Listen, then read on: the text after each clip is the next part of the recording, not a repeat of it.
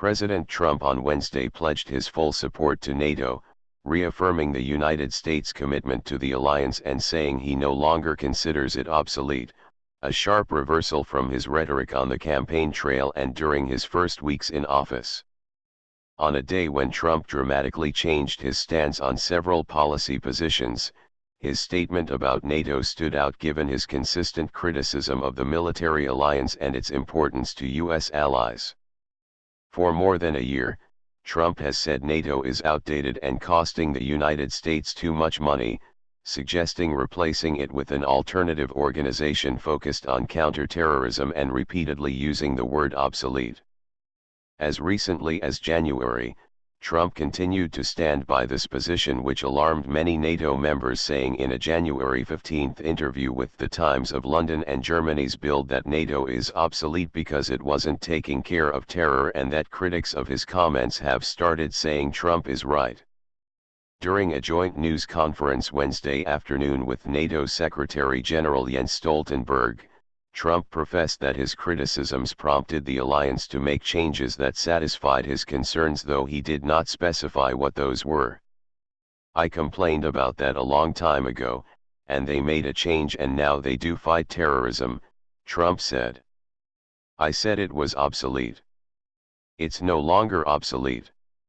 It's unclear what changes the president was referencing.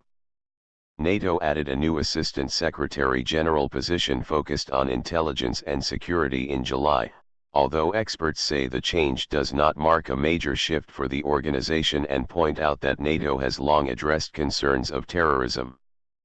For months after the position was created, Trump continued to call NATO obsolete. Stoltenberg told the president he was right, but described the change in far different terms.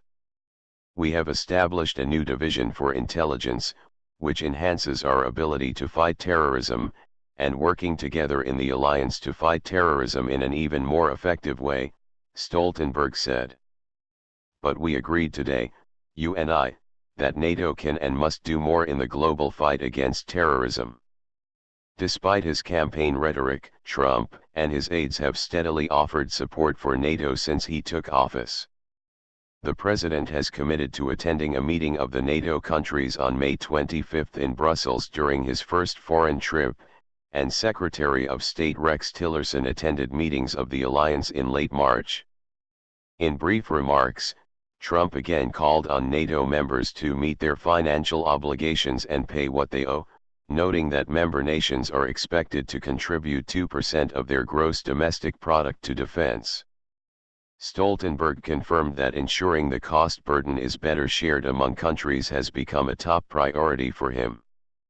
Later, Trump said he asked Stoltenberg to look into collecting back dues from countries, something that Stoltenberg did not verbally agree to do.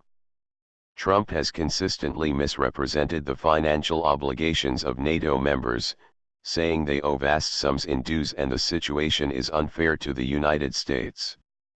NATO members do not owe dues or back payments.